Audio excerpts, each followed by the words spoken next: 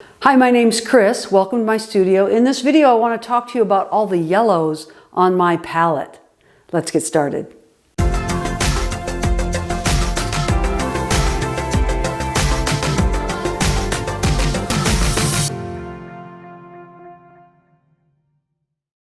In this video, I want to talk about the yellows on my palette.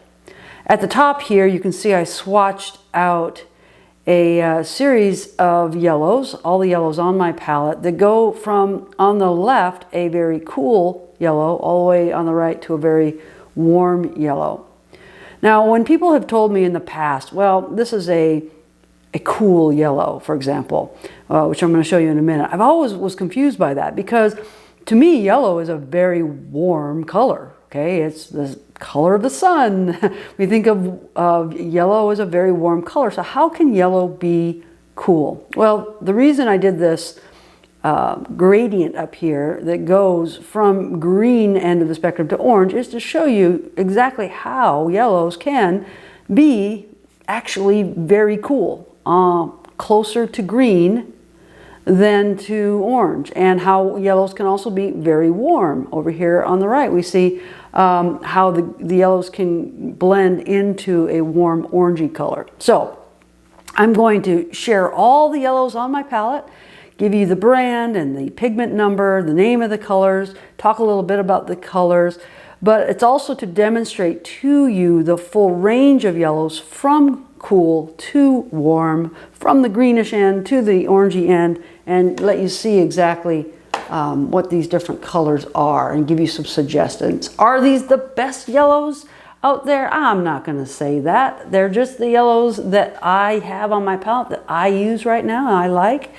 And so without further ado, let's get started. The first yellow I'm going to share here is on the cool end of the spectrum, and it is called Mijello Lemon Yellow. And it is PY3, and you can see it there.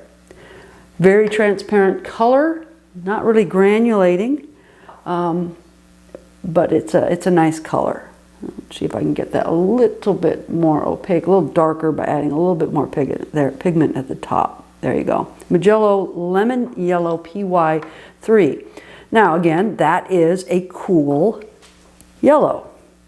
So just to demonstrate to you real quick how close that color is, here's a green gold by Daniel Smith, which is considered a green color, green gold. And you can see as I put that down next to that lemon yellow that there is a closeness on the color spectrum between this green color and the lemon yellow on the right. Okay. So keep that in mind as we go across the spectrum into more warm yellows. The next color on my palette is also considered a cool yellow, and that is M. Graham Azo Yellow. This is PY151, and again, this is a cool yellow. And you might look at that and think of it as it's a bit more warm than the lemon yellow, but it's still considered a cool yellow. The next yellow on my palette is Winsor Newton Cadmium Yellow. It's a real common color, cadmium yellow. And this particular one is a Winsor Newton brand. And cadmium yellow, in this case, is a combination of PY35 and PO20. So this is not a pure pigment. This is a mix of two pigments, PY35 and PO20. Again, the first two letters stand for pigment. The first letter is pigment, and so PY is pigment yellow, and PO is pigment orange. So PY35, PO20 for cadmium yellow in the Winsor Newton brand. Now, I like to suggest that this yellow, on my palette anyways, is kind of right in the middle between cool and warm yellows. My cadmium yellow, in this case, is right in the center. The next color I'm going to go to is Mijello Permanent Yellow Deep. Again, this is a Mijello brand, and Permanent Yellow Deep is PY65. Now in some brands of paint, PY65 is called Hansa Yellow. So you may have heard of that color before, Hansa Yellow. And you can see now, as we move across from left to right, we are getting more towards the orange end of the spectrum. And you can see in comparison, this yellow is much, much warmer than the ones over here that verge towards the green end of the spectrum. Next color on my palette towards the orange end is Daniel Smith New Gamboge. It's a very popular color. The old Gamboge was considered a toxic color, so people stopped making it.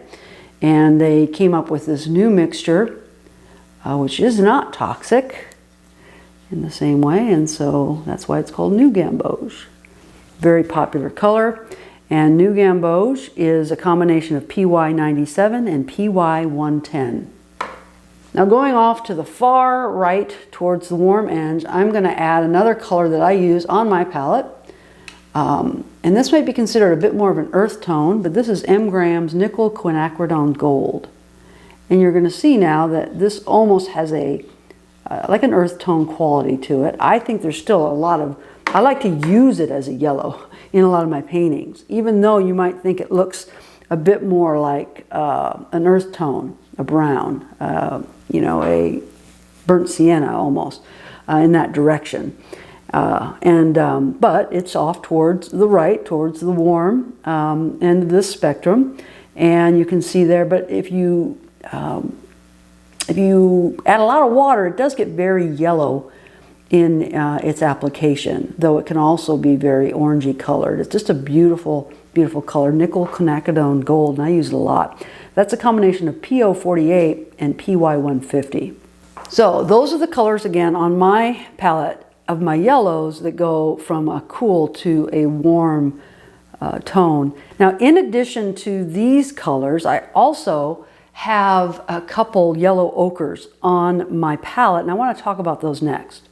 Down here at the bottom, I'm going to swatch out my two yellow ochres that are on my palette. I have two of them. Daniel Smith Yellow Ochre PY43 is my first one. Now in some of my other videos, you've heard me talk about how I'm not a real fan of this yellow ochre, Daniel Smith Yellow Ochre, and you can see it going on here. It's very, very weak.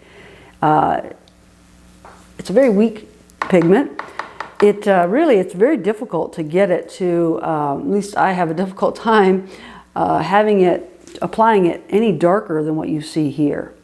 It's PY43. As I understand it, PY43 is a natural yellow iron oxide, which is what they make the yellow ochre from. But I want to compare it now to my other yellow ochre on my palette, which is my Mijello yellow ochre. And you'll just see immediately here that I'm able to apply a much stronger pigment application there, called a yellow ochre. And I just really like it a lot better, okay?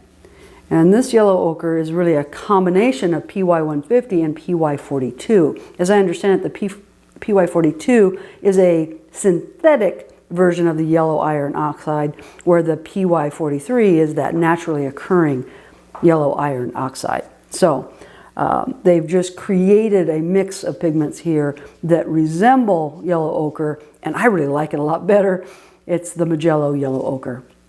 So there you have it in this video. I hope this is helpful. I really wanted to explain the concept of yellows, all the way from cool yellows to warm yellows and the gradation between them, give you an overview of the yellows on my palette, the ones that I use. I have to say that I'm a real fan of the cadmium yellow. I really like the New Gamboge by Daniel Smith. I love M. Graham's Nickel Quinacridone Gold. And if I have to choose between two yellow ochres, it's probably going to be this Mijello yellow ochre that you see on my palette. If you found this video helpful, I'd love it if you would like it. That would help me out. Also, if you'd like to subscribe to my channel, you could do so. Hit the notification bell so you'll be notified every time I put out a new video. And thanks for watching. Have a great day.